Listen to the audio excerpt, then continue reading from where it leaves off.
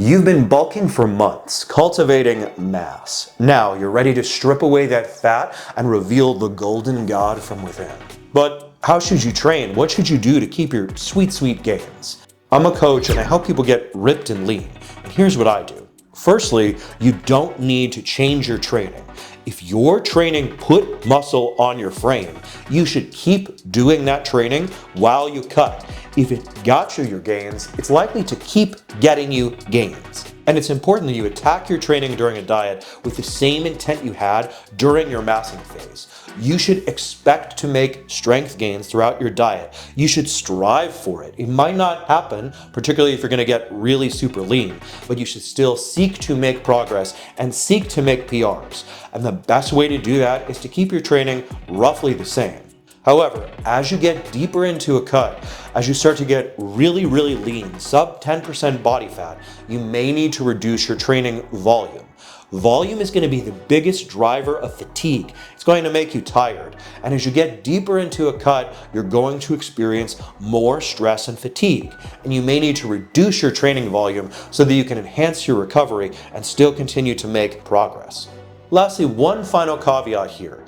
If you are primarily doing strength training, powerlifting training, the kind of training that doesn't necessarily put a lot of muscle on your frame, you might want to do something different when you cut, because the training that doesn't build a lot of muscle isn't as likely to retain as much muscle. So if you were doing really low volume, very heavy work, singles and triples, you probably want to do a little bit more during your cut. Secondly, and alternatively, if you're someone who's really attached to your strength, if it really stresses you out to see your numbers decline, you could consider swapping out your exercises during a cut.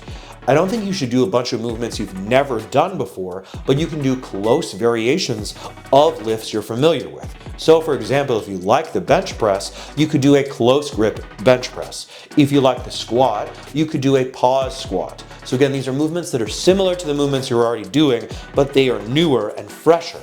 And so it'll be easier for you to make progress in the beginning, and it'll also feel less mentally debilitating if and when your progress starts to slow or decline. Now, changing your exercises can lead to tracking problems. You're not going to know whether you're actually getting stronger in an absolute sense. But that's not really an issue because you're still going to be training hard, and as long as you're training hard, for the most part, you're not likely to lose muscle in a typical diet scenario. That brings me to my third point. If you're the average gym goer and you're just trying to lose some pounds, you're not trying to get shredded, you actually might consider upping your training volume. People talk a lot about the concept of junk volume, the notion that you can do so much training that it's unproductive, it's not going to build additional muscle. I think that junk volume exists, but I actually think its importance is a little overstated, because in a diet scenario, people typically fail their diet because they don't get lean enough. And one way to get leaner is to just do more. It's to increase your activity.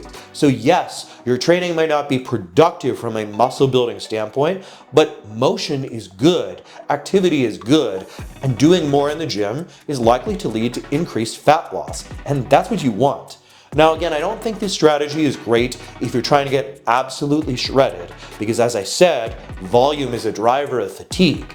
But if you're at 25% body fat and you want to get down to 15%, you can just do more. And that applies to lifting in the gym, but of course physical activity outside of the gym. You can walk more, you can run more, you can bike, you can dance. Moving your body will help you lose weight.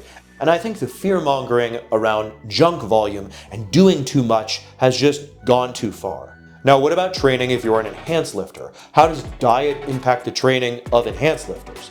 Well, the same rules still apply, but the difference is you're more likely to gain strength as an enhanced lifter during a cut. I would say that unless you're getting stage lean and peeled, if you as an enhanced lifter are not gaining strength throughout your cut, you're doing something wrong. You should be able to PR consistently throughout your cut until you're well below sub 10% body fat. Now, that actually does add another layer of complication, because it is often the case that bodybuilders will injure themselves during contest prep, and that's because they are lean and light and strong. So as the cut progresses, as you get leaner and leaner and leaner, you may need to intentionally lighten the load so as to lessen the stress and strain on your joints and ligaments. Don't get cocky. Just because you're physically strong doesn't mean you're robust. Because when you're very lean, particularly if you're taking compounds that lower estrogen or reduce water retention, you are frail and brittle, and you may need to reduce the weights on the bar, the loads you're working with, so as to avoid injury. At the end of the day, regardless of whether you're natural or enhanced, you need to attack your training with the same vigor and focus you had during your massing phase. Just because you're tired and fatigued doesn't mean you should be getting weaker. Approach the gym with a champion's mindset and attack each workout with focus, vigor, and intent. If your training is on point, it's very unlikely for you to lose muscle, and indeed, you may still make gains. Thanks so much for watching. If you found this video useful, please don't forget to like, share, comment, and subscribe. Appreciate you.